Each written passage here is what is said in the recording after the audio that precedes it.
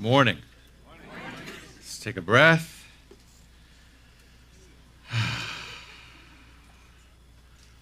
Grateful to be here today, to be in community, to be with each other, and to be in this place. Yes?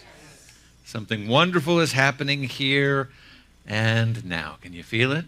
Yes. There's a shift, a holy shift. Somebody say holy shift. Holy shift. I just wanted to see if you would say it.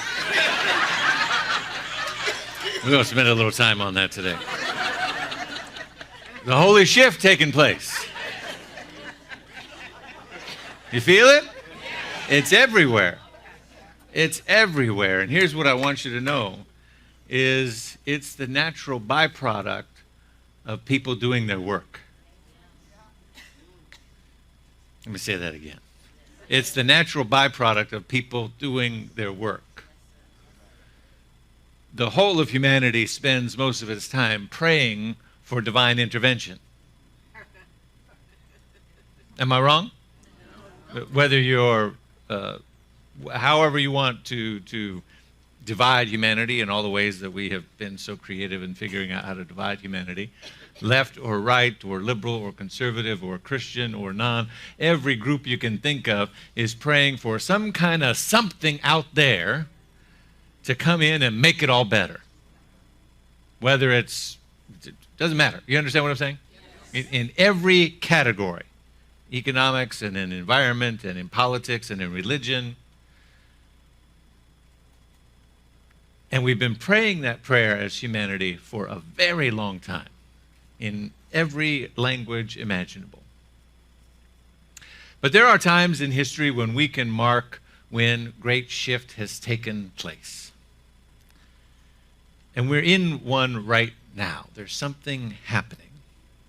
And so it's important to just take a moment and pause and recognize that what is occurring, the shift that is taking place, is not because of any one of those prayers of asking or requiring or begging or beseeching something outside to come and make it different or better, but is actually the byproduct of people doing their work. The byproduct of people digging in and saying, now I have something to do here. There's something about my consciousness that needs to shift and to move. There's a piece for me in all of this. And so we come together today to remember our truth and to build community. Yes? To remember my truth, to remember our truth, and to build community. Ernest Holmes, in his little book called Can We Talk to God, published in 1934, says, I believe in the brotherhood and the sisterhood of humanity, in the parenthood of God, and in the unity in a unity, being all together in one perfect whole. I believe the Spirit is in the wind and the wave, and manifests its presence through all nature, but most completely through our own minds and in our own hearts. It proclaims our livingness and its lovingness. It proclaims our livingness and its lovingness. And that is expressed through you and through me. So as we continue this month on talking about ensuring the stewardship of the planet, and today talking about community and the empowerment that we are. Do you see the changes? Yes. Isn't that nice?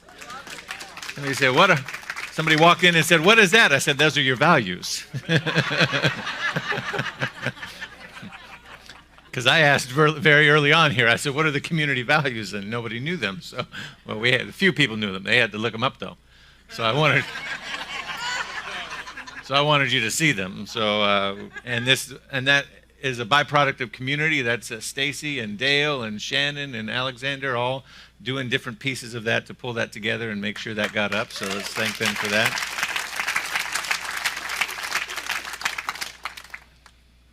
There's something that we haven't mentioned or made much fanfare of this morning, but we have reached our $50,000 goal and Rev It Up.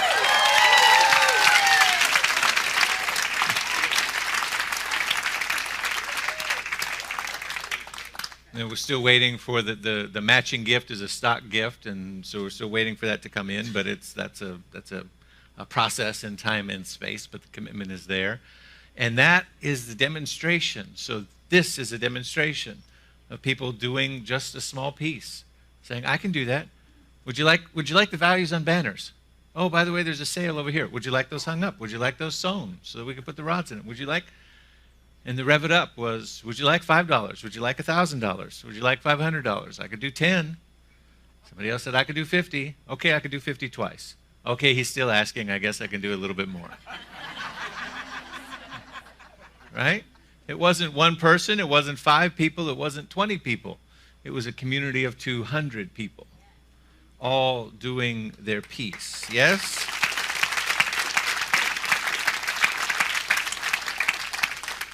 Because I think it's easy in New Thought to forget that community building part. It's easy to forget that we're here about something bigger than ourselves. Our teachings are so uniquely situated to empower the individual, to shift the individual out of victimhood thinking, and to provide the context in which we become empowered, living individuals, empowered individuals living in our truth. And so we think, I'm here to get mine. I'm here to get my empowerment. I'm here to get my truth. I'm here to get my insight. I'm here to let go of that old baggage. I'm here to get some peace of mind. I'm here to get refreshed and renewed. I'm here to get lifted up. I'm here to remember my truth. And all of that is true. But the truth that makes you free lives inside of community. The truth that makes you free lives inside of community. You can't get free outside of other people.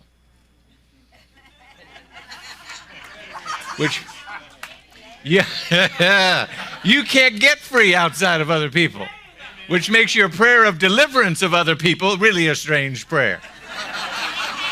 Right? I know there's some people who want to be delivered of other people, but you can't get free without them. They are part and parcel of your liberation, because it's all one thing happening. You see what I'm saying? And none of this in my notes. Let me see where I am. Not a single word I've said today, except the quote.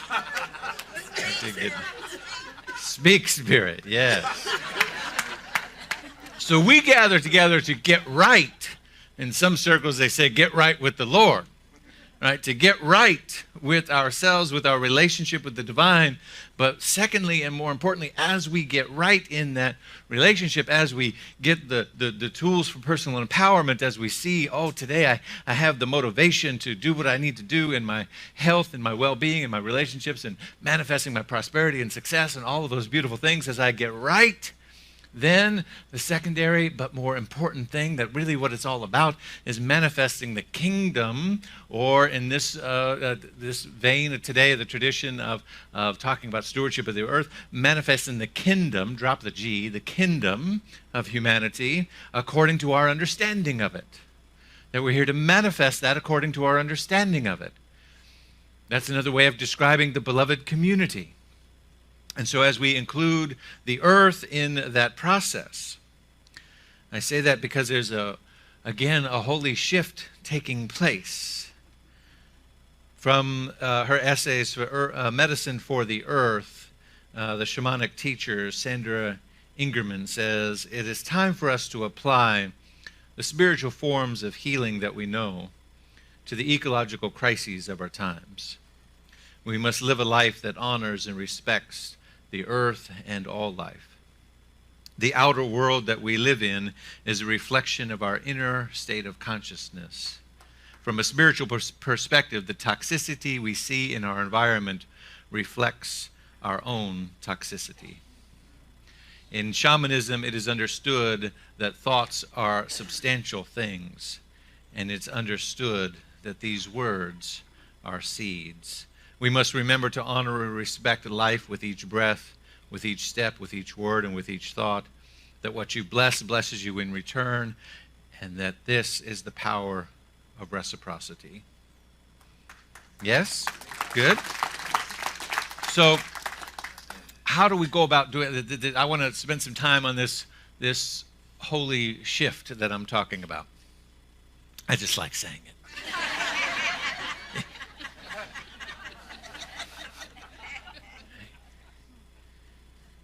something happening in the vibration of humanity, and I was inspired last night. I was inspired. I went to the Beltline Lantern Festival, parade thing, whatever you call it. It was really cool, and it was beautiful and inspiring. And my son William, whose eyes just bugged out of his head the whole time, was just like loving every minute of it. You notice they're not here today. My oldest was at homecoming, his first homecoming dance. And the youngest was with us at the Beltline, so we all got home around midnight. And William, who never sleeps in the car, no matter what we do, no matter where we go, he never sleeps in the car. Even when we were giving a ride to some other folks that were with us to their car, and he was still, it was 10:30 at night, and he was still chatting it up with them. He had been running around the whole place, and I thought for sure as soon as he got in the car seat, he'd pass out. No, he had guests in the back seat. He'd chatting. I thought, oh my word. As soon as they got out of the car, and the car was quiet, I said, that never happens. So they're all home. It's a quiet house this morning. But I want to talk about this holy shift because I was inspired by what I saw, and not only there, but also in the news, what's happening right now. This young woman, Greta Thunberg, and what she is doing, causing an awakening within us to sit out of school and sit by herself in front of her house of government to protest and to ask people to wake up, as she says, wake up and act as if it's an actual crisis, act like the house is on fire, because it is. And what she has inspired out of sitting there by herself, alone, for weeks, and then pretty soon people noticed what she was doing, and pretty soon a few people sat with her, and then a few more people, and then a few more people, and this last week, millions of people all across the world marched for climate change. She says we can no longer save the world by playing by the rules, because the rules have to be changed. We need a system change rather than an individual change, but you cannot have one without the other. So I ask you to please wake up and make the changes required possible. To do your best is no longer good enough. We must all do the seemingly impossible. Everything needs to change, and it has to start today. And there have been online all sorts of people saying, well, she's just it's another wistful, hopeful young person, and comments and things trying to take her down. And my favorite response to all of this was from Diane Butler Bass, who tweeted this. She said, those negatively commenting on Greta Thunberg's work would do well to remember that Joan of Arc led an army. Jane Austen wrote her first book. Sojourner Truth escaped slavery. And Anne Frank kept her journal. And Malala won the Nobel Prize, all at the same age. Young women are fierce when changing the world. And so we're in the midst of this, and I was so inspired by this holy shift that was taking place in the vibration and the attitude, and once again that it was the byproduct of people doing their individual work, somebody saying, this is mine to do, to sit here and just call attention to something for a minute. I don't care if anybody else isn't paying attention, it's important to me. Just doing my work. And then building and building and building, and look what it has created. I was going to talk to you about the book of Jeremiah, how Jeremiah is a prophet in the Old Testament who speaks of the degradation of the environment, the living outside of the covenant of God. The other, he's considered a minor prophet because the other major prophets had all the power and the fan base, and they had all the Twitter followers, you understand. And Jeremiah was just this lone voice, and he was saying we need to get back right in the relationship with God and how we treat each other, and We need to be in alignment with all of the laws. And the other prophets were saying, no, we've been there, we've done that, we've been liberated, we've been rescued, we've been saved over and over again, and we've got this down now. We've got this great relationship with the State Department, and we've got all of these things going on with the religious hierarchy, and besides, we have the covenant protected. We have the tabernacle is protected and guarded, so we're good. And Jeremiah was speaking against this and saying that is, in essence, a form of religious idolatry and spiritual materialism, to think that you have this good and that material good is actually representative of your relationship. When it comes at the cost of how you're treating each other and how you're being in the world, you've actually missed the point altogether. And there's a great cataclysmic awakening that's going to come unless you get it right, and nobody would listen to him. And when he said, get back in right with the laws were very specific. The laws were about farming practices. Don't farm in an unsustainable way. They were about economic practices. Forgive debts every 7 years. How many people would like the practice of forgiving debts every 7 years? Right? How many people know there's some other people that don't want that to happen at all? Right? Right? You know what the credit card companies call people who pay off their bill every month and don't pay any interest? Deadbeats. Right? Because they're not making any money off you. Right? That's exactly what they call you. So Jeremiah was saying we got to get back right with the laws because we're out of balance. And that is how the covenant is measured. The covenant is measured in how we treat one another. But I was inspired by everything that I saw, and so I'm not going to talk to you about Jeremiah today. I just had to tell you what you were going to miss.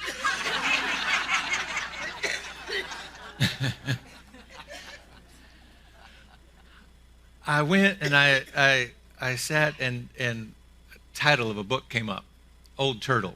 It's an old children's book. And actually, the specific one, Old Turtle and the Broken Truth, which was his second book. Douglas Wood is the author. And I was looking for it in my bookshelves last night, and I couldn't find it. I've given it away I don't know how many times. So I had to download the Kindle edition. And as it came forward, it was like, you need to tell this story today. And I thought, I don't have screens. I should organize this, so I've got children around me, and I could show them the book, and I can't find the book, and I got all this stuff coming up, anxiety and questions and whatever. And Spirit just kept saying, read the story, read the story, read the story. And I'm scrambling through my bookshelves. I can't find it. I've given it away so many times. Get the book, find the story, read the story. And I read the story, got the Kindle edition, read it. And I said, oh, I see. I see the holy shift that is taking place. The Old Testament, the Torah, the wisdom books that I often speak to about in terms of prophetic nuances that are relevant to today, those aren't the only places you can find prophecy. Amen? Not the only place you can find prophecy. So I've told you about Greta, I've told you about this holy shift that is taking place, and now I just want you to take a deep breath and listen to this story. And maybe, Penelope, we could have a little what do you call that? Little essence behind it, little something, little accents. Yes. Anyway, take a breath. And just allow your mind's eye to draw you the pictures. And keep them open, or you can close them softly, whatever works for you. This is a story called Old Turtle and the Broken Truth. Once in a beautiful, faraway land that was somehow not so very far, was a land where every stone was a teacher, every breeze a language, and every lake was a mirror, and every tree was a ladder to the stars. And into this fair and lovely land there fell a truth. It streaked down from the stars, trailing a tail as long as the sky. But as it fell, it broke. and one of the pieces blazed through the night sky, and the other fell to earth into the beautiful land. In the morning, Crow found the fallen piece. It seemed to be some sort of stone, shiny and pleasing to the eye. Crow picked it up. "This is a lovely truth," said Crow. "I will keep it." And he carried it away. But after he had it for a while, he examined it closely. And Crow said, "This truth doesn't feel quite right. Part of it is missing. I will look for the whole truth." And he flew off, dropping it onto the ground. Other creatures who liked shiny things soon noticed the truth as well. Fox, coyote, raccoon, each picked it up and carried it a while, but they too found that it had rough edges. It was difficult to carry. Its sparkle soon lost its appeal. "We do not need this broken truth," they said. "We will find a whole one." Butterfly and bear also discovered the truth, drawn by its sweetness, but each found it left it a bitter taste after all. "There's something missing in this truth," they thought, and they left it alone. After a while, none of the creatures ever noticed the broken truth anymore, and it laid on the ground, forgotten. Then one day, a human being found this truth. He was walking slowly, listening to breezes, gazing at the beauty above and below and all around him. And he found the broken truth. And on it was the writing that said, "You are loved." The man held it carefully. Thinking it was the loveliest thing he had ever seen, he tucked the broken truth into a safe place and kept it. Sometimes he would take it out and admire it. The truth sparkled just for him. It whispered its message to him and him alone. The man thought he had never felt so proud and so happy. The man took this wonderful truth to his people and those who lived with him, who spoke as he spoke and dressed as he dressed, and whose faces looked like his, and together they cherished this newfound belief. They hugged it to themselves, and it became an important possession to their people. After a while, the man and his people did not hear the language of the breeze or the stones, but they only heard their truth. They did not see the mirrored beauty in the lake or the ladders to the stars in the trees, only their sparkling truth. And for them, it was enough. And they called it the truth. The truth made the people feel good, proud and strong, and soon they began to feel fear and even anger towards those who were not like themselves and did not share the truth. The other beings and the other people of lovely lands seemed less important to them, and the language of the breeze was hardly ever heard anymore. Time passed, and other people said, "We must have this great truth for ourselves, for with it comes happiness and power." Many battles were fought, and the broken truth was won, many battles were fought, and the broken truth was won and lost over and over again. But such was the power and its beauty that no one ever doubted it. And when they were without it, they felt a great emptiness in their truths. The stones and the trees suffered. The breeze and the waters suffered. The animals and the earth, and most of all, the people suffered. Finally, the animals went to Old Turtle, an ancient and wise being, wise as the mountains and seas themselves. Crow and fox went. Coyote, raccoon, butterfly, bear, and many others, they all went to see Old Turtle. "This truth the people quarrel over," they said. We have held it ourselves, and it is broken. It does not work. Please tell the people." "I'm sorry," answered Old Turtle, "but the people will not listen. They are not yet ready." And the suffering continued. Until one day, a little girl came to find Old Turtle. She had traveled very far, had crossed the mountains of imagining, the rivers of wondering why, and found her way through the forest of finding out. And when she had grown tired, she had ridden on the backs of animals and the wings of birds, and they had helped her find her way.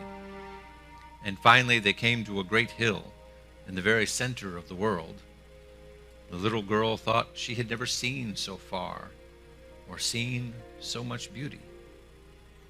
And when she saw Old Turtle, she could hardly speak. She simply looked with eyes full of wonder. "Why have you come so far to find me, little one?" asked Old Turtle. Her voice rumbled like a faraway thunder, but soft as a breeze through a caterpillar's whiskers. I wanted to ask a question," said the little girl.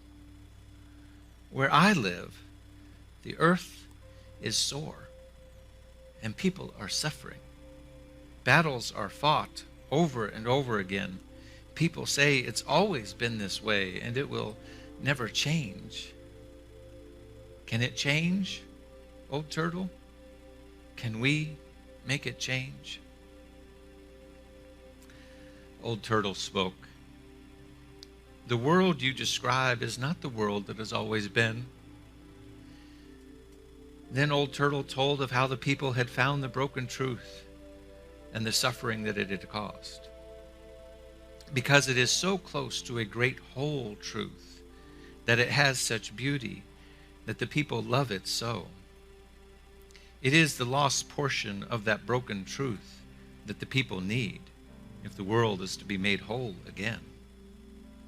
"But where is this missing piece?" asked the little girl. "Can we put the truth back together again?"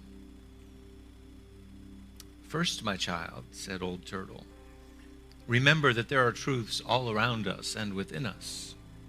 They twinkle in the night sky and bloom up from the earth. They fall upon us every day, silent as the snow and gentle as the rain. People clutch to their one truth, and they forget that it is part of the small and lovely truths of life. They no longer see these truths. They no longer hear them. But perhaps, little one, you—" "I'll try," she said. And she thought once more of her long journey, and she looked upon the beauty that surrounded her from the far hills and the flowers beneath her feet.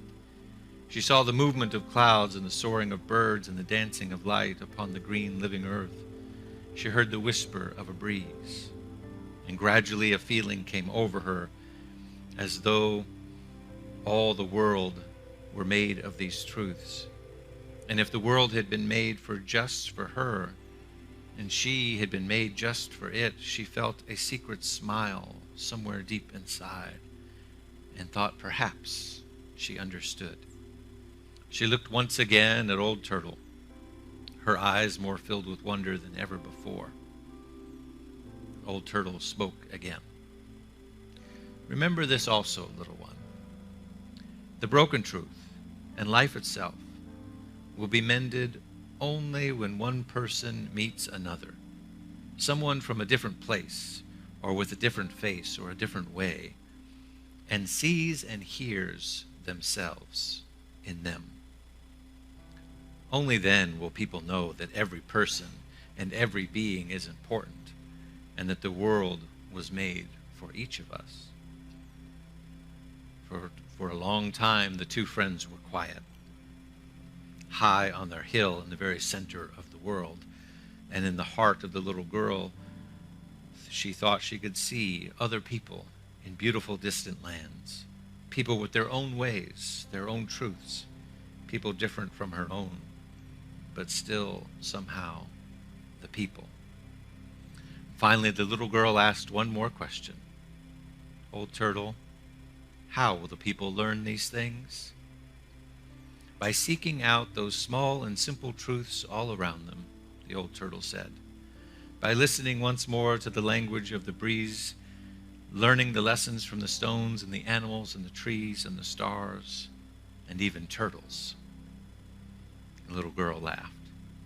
Now, little one, it's time for you to go. Return to your people and tell them what you have seen and learned and help them mend their broken truth. Take this with you, said Old Turtle. And she placed something in the little girl's hands. I have saved it for a very long time, for someone just like you. The little girl looked at what the old turtle had given her. It was a kind of stone, mysterious and beautiful. It was lovely to touch, and it made her feel good. She squeezed it tightly and tucked it away for her journey. Thank you, Old Turtle, she said, hugging her friend. And then she started on her way.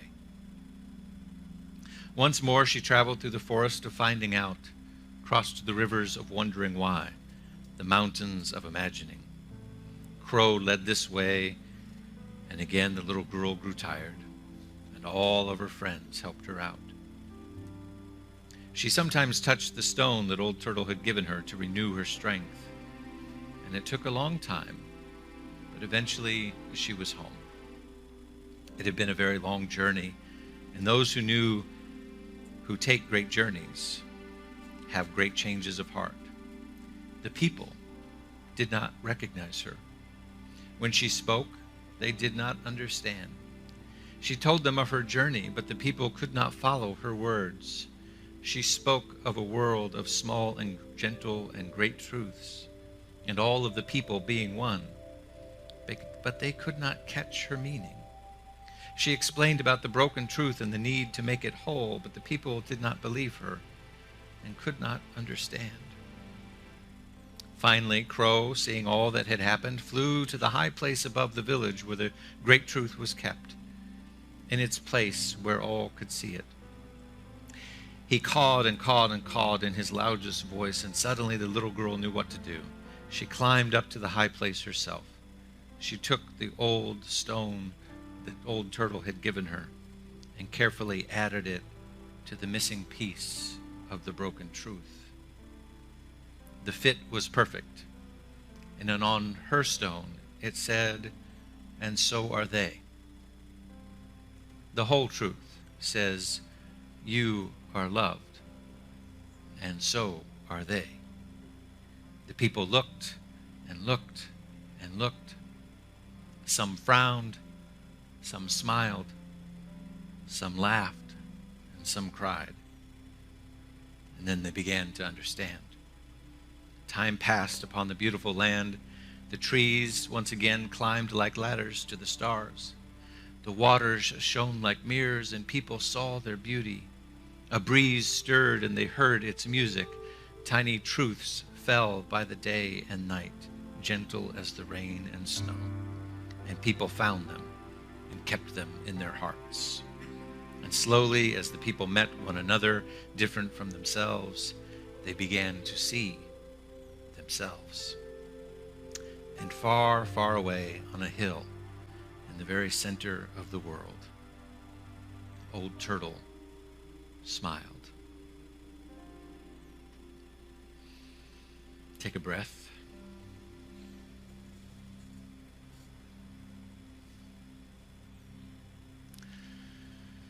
Invite the practitioners to come forward and join me in prayer as we surround this congregation, this community, this gathering of sacred beings.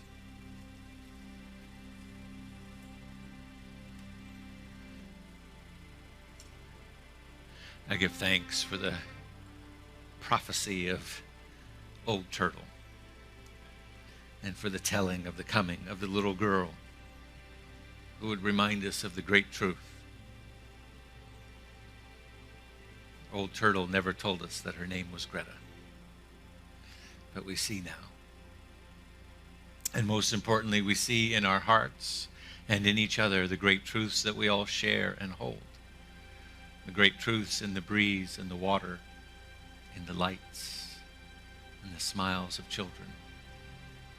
And we understand that holy shift is only possible when each of us does what is ours to do. One small act of love, one small act of connection, one great decision to live more connected to the earth and more connected to each other. So in this moment, I simply affirm and acknowledge a power greater than I am, an infinite power of intelligence and might that is seeking to express itself in, through, and as all of humanity, and that includes you, and that includes me.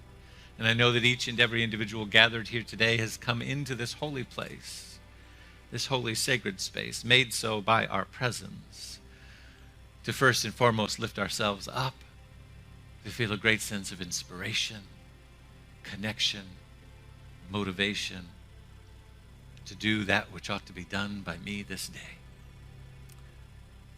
And then from that place of great connection and inspiration, of reconnecting with our own deep truth, we commit to building the beloved community. We commit once again to building the kingdom of heaven and earth as we understand it. Moment by moment, interaction by interaction, choice by choice. And what we see around us is the entire world. Millions of people on every continent of the planet joining us. And this power is greater than any force that stands against it. This power is greater than any cynicism. This power is greater than any greed. This power is greater than any opposition of any kind. For this is the power of love. This is the power of humanity. This is the power of God, remembering itself and its covenant to express as you and as me. So take a breath and let it wash over you. Let it fill your heart and your mind with everything that it needs this day. And let it remind you that it is always with you, and that you are with it, and you are the ways in which it will now move out of this place into the greater world. For this and so much more, we are truly blessed in this gathering, and I give thanks. And so it is. Thank you. Peace and blessings.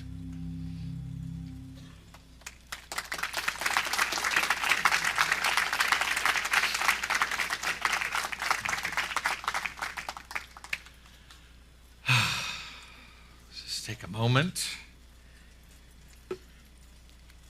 Y'all are deep. That's what I want you to know. Yep. Y'all are deep. I say that because I've never done that before. If I was going to do something completely different from my typical thing, I would take a long time to prepare for it and to make sure we had the kids up here and the screens and the this and the, I got this vision, and 6 months out we plan it.